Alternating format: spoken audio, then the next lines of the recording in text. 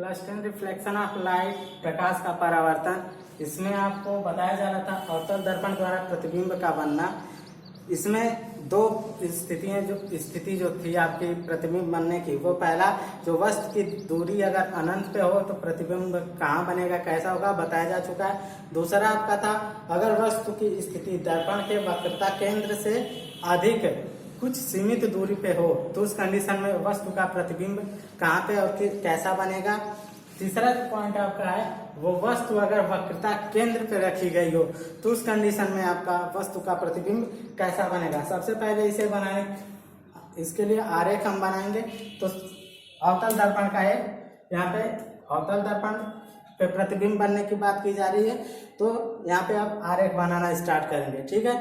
अवतल दर्पण का आरेख बनाते हैं। यहाँ पे अवतल दर्पण में होता क्या है आपका कि गोलीय पृष्ठ पे पॉलिश इस प्रकार की जाए तो उसके अवतल भाग यानी दबे हुए तल से प्रकाश का परावर्तन हो, वह आपका होता है अवतल दर्पण, ठीक है। यहाँ पे ये आपका हो गया मुख्य अक्ष,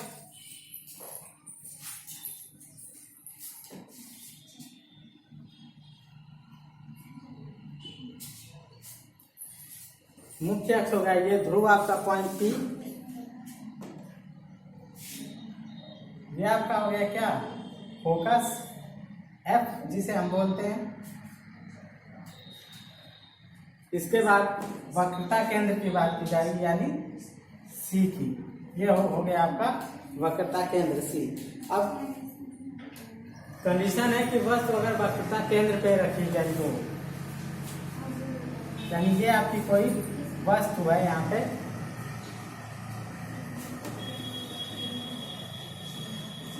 ये आपकी वक्रता केंद्र पे रखी गई है। तो इस कंडीशन में जो प्रतिबिंब आपका बनेगा वो कहाँ पे और कैसा बनेगा और किस आकार का बनेगा।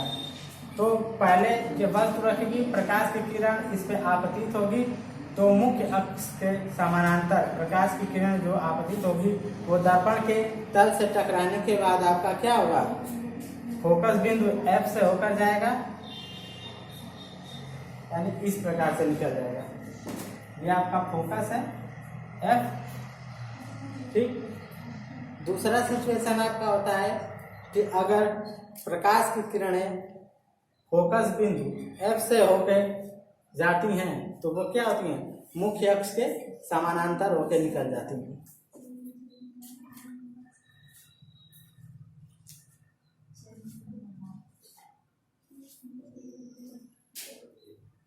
ये मुख्य अक्ष के आपके क्या हो, समानांतर होके यहाँ से निकल जाएगी। ये प्रकाश की किरण आपकी फोकस बिंदु F से अगर होकर जाती है तो दर्पण के तल से टकराने के बाद ये मुख्य अक्ष के समानांतर होकर निकल जाती है। तीसरा कंडीशन आपका होता है कि दर्पण के ध्रुव से अगर कोई बिंदु टकराए, ये आपका दर्पण का ध्रुव हो गया। दर्पण के ध्रुव से प्रकाश की किरण जब ये परावर्तित होती है तो परावर्तित होने के बाद क्या, इस प्रकार से मुख्य अक्ष उस पर क्या अभिलंब का काम करेगा।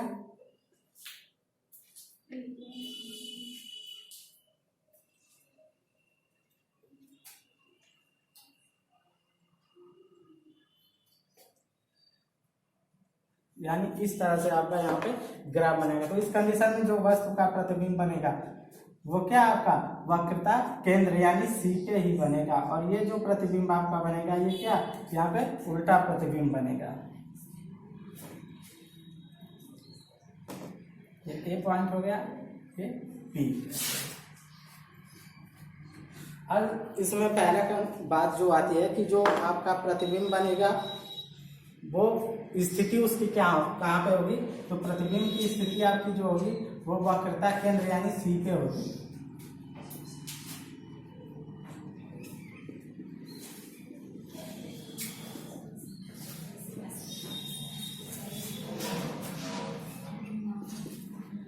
दूसरा पॉइंट आपका यहाँ पे हो जाएगा कि ये जो प्रतिबिंब यहाँ पे बनेगा ये आभासी होगा या वास्तविक होगा।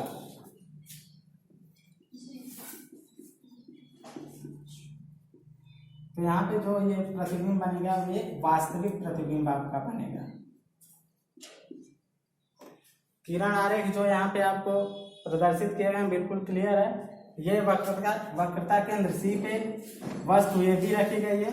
प्रकाश की किरण इस पे आपतित हो रही है, यानी प्रकाश की किरण पड़ने के बाद ये जो मुख्य अक्ष के समानांतर प्रकाश की किरण आ रही है वो दर्पण के तल से टकराने के बाद फोकस एफ पॉइंट से होके ये निकल जाती है। दूसरा आपका जो फोकस एफ से जो प्रकाश की किरण होके जाती है वो दर्पण के तल से टकराने के बाद जब परावर्तित होगी तो वो मुख्य अक्ष के समानांतर होके निकल जाएगी।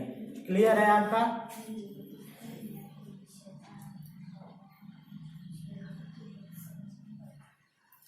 और तीसरा कंडीशन है कि ये दर्पण के ध्रुव से जो प्रकाश की किरण है ये परावर्तित होके, यानी जिस बिंदु पे ये तीनों किरणें आपस में मिलती हैं इस बिंदु पे, यानी जो वस्तु रखी गई है वक्रता केंद्र सी पे उसका प्रतिबिंब यहाँ पे बनेगा। तो जो प्रतिबिंब होगा वो वक्रता केंद्र पे बनेगा, वास्तविक प्रतिबिंब आपका होगा। और तीसरा कंडीशन होता है प्रतिबिंब आपका उल्टा बनेगा या सीधा। तो यहाँ पे देख सकते हैं मुख्य अक्ष से ये क्या अपोजिट साइड में है, यानी प्रतिबिंब जो आपका यहाँ पे बनेगा ये उल्टा प्रतिबिंब होगा।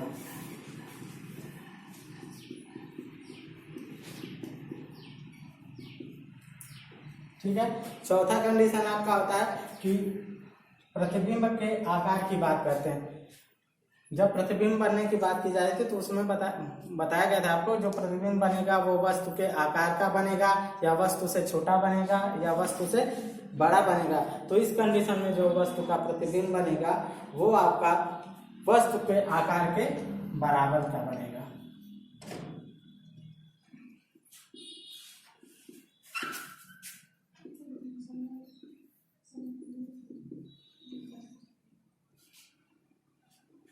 ठीक है। अब यहाँ पे आपका अवतल दर्पण में हो गया। अगर अवतल दर्पण में क्या होता है कि जो आपका मुख्य फोकस होता है वक्रता केंद्र होता है वो दर्पण के सामने होता है, और उत्तल दर्पण में क्या होता है जो आपका ये मुख्य फोकस और वक्रता केंद्र सी होते हैं वो दर्पण के पीछे होते हैं। यानी ये आपका तो अवतल दर्पण के लिए हो गया। अब अगर वक्रता केंद्र सी और फोकस एफ की बात करें उत्तल दर्पण के लिए तो ये आपका उत्तल दर्पण हो गया।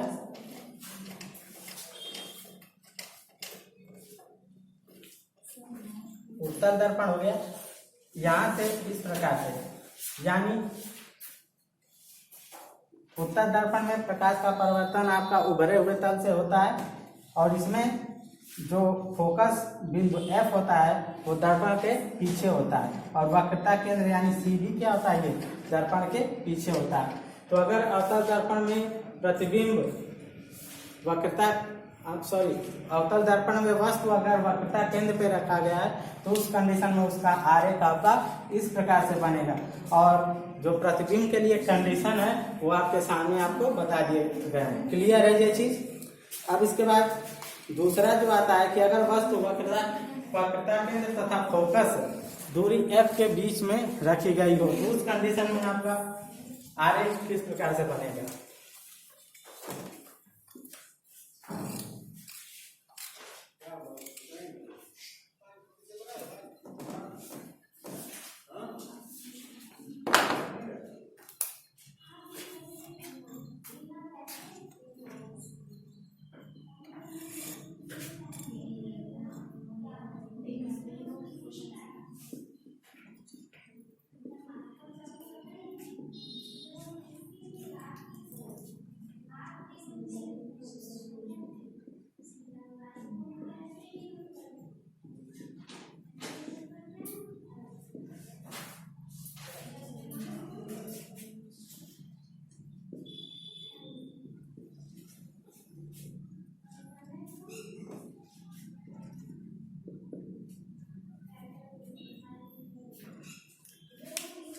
अवतल दर्पण में नेक्स्ट टॉपिक जो आपका है वो अगर वस्तु आपकी वक्रता केंद्र तथा फोकस के बीच में कहीं पे भी रखी गई है तो उस कंडीशन में जब प्रकाश की किरणें वस्तु पे आपतित होंगी, परावर्तन के पश्चात वस्तु का प्रतिबिंब कहाँ पे बनेगा, वस्तु की स्थिति क्या होगी, आकार क्या होगा, उसके लिए अगर आरेख बनाने की बात की जाए तो वो आप देख लीजिए।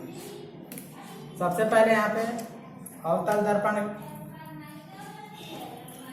बनाएंगे यहाँ पे इस प्रकार से।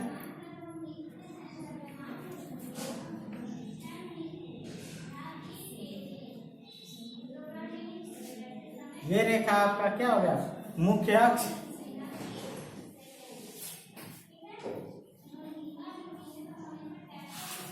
ठीक है, अब बात की जा रही है, ये आपका हो गया फोकस F और ये हो गया आपका वक्रता केंद्र C।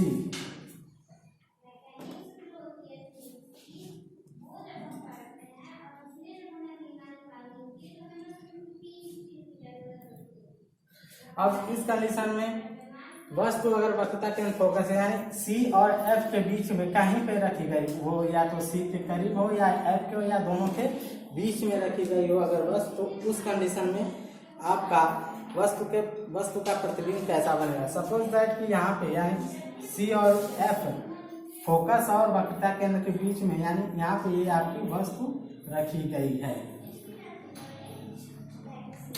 ये AB क्या है आपकी, AB वस्तु है यहाँ पे जो है रखी गई है। इस कंडीशन में अगर प्रकाश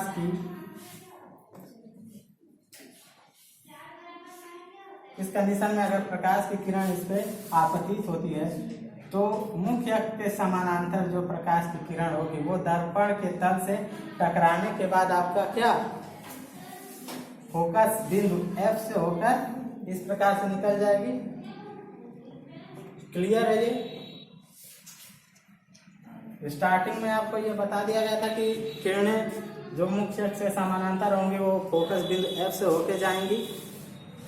और दूसरा कंडीशन इसमें अगर आपका दे दिया गया है कि जो बिंदु F से यानी F पॉइंट जो यहाँ पे फोकस दूरी, अगर यहाँ से प्रकाश की किरण होकर जाती है तो वो क्या होती है, दर्पण के तल से टकराने के बाद मुख्य अक्ष के समानांतर होकर निकल जाती है।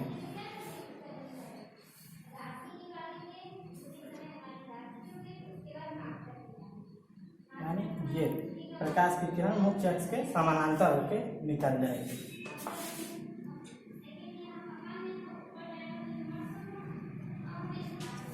ये आरेख आपका क्लियर है यहाँ पे। तो इस कंडीशन में बात की जा रही है कि प्रतिबिंब आपका कहाँ बनेगा और किस प्रकार का प्रतिबिंब बनेगा।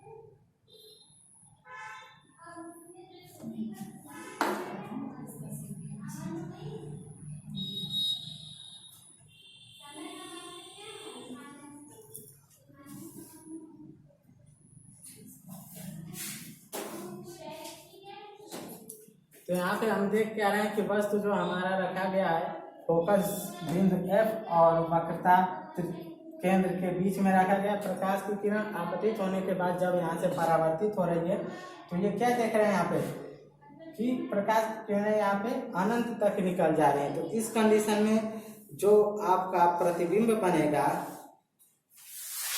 तो देख रहे हैं क्या, ये वक्रता केंद्र है और प्रकाश की किरणें जब परावर्तित होकर यहाँ पे किस बिंदु पे मिल रहा है, ये जो बिंदु आपका यहाँ पे शो कर रहा है वो वक्रता केंद्र से क्या अधिक दूरी पे है।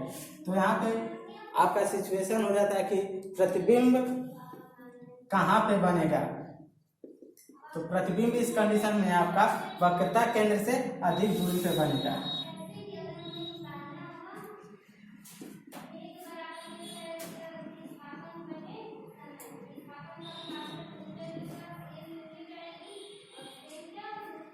अधिक दूरी पे बनेगा। दूसरा कंडीशन आपका इसमें होता है वो है कि प्रतिबिंब आपका वास्तविक होगा या आभासी, तो ये जो प्रतिबिंब आपका बनेगा वो वास्तविक प्रतिबिंब बनेगा।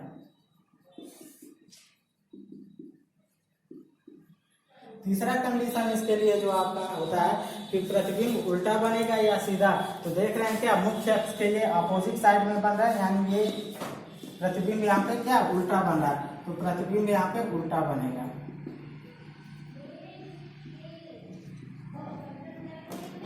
चौथा पॉइंट यहाँ पे आपका होता है क्या कि प्रतिबिंब का आकार वस्तु से बड़ा होगा या वस्तु के अपेक्षा छोटा होगा या वस्तु के बराबर होगा।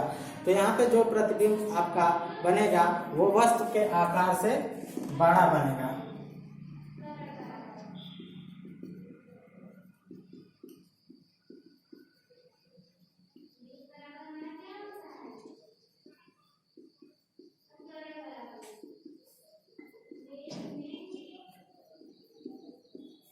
तो ये आपका आरेख जो हम खींच रहे हैं, अगर कभी भी क्वेश्चन आपको क्रिएट कर दिया जाए कि वस्तु अगर वक्रता केंद्र तथा फोकस के बीच में रखी हो तो उसके लिए आप आरेख प्रदर्शित करिए और प्रतिबिंब की स्थितियों को बताइए कि प्रतिबिंब कहाँ बनेगा, किस प्रकार का होगा, उल्टा या सीधा, तो ये आरेख बनेगा। और प्रतिबिंब के लिए ये जो कंडीशन आपके 4 लिखे गए हैं ये अप्लाई होंगे। इसके साथ ही ये आपका अवतल दर्पण से प्रतिबिंब बनने का जो पॉइंट्स है वो यहाँ पे समाप्त होते हैं। कल आपको बताया जाएगा उत्तल दर्पण द्वारा प्रतिबिंब का बनना, और अवतल दर्पण में कुछ मुख्य बिंदु हैं वो आपको लिखा दिए जाएंगे। Thank you.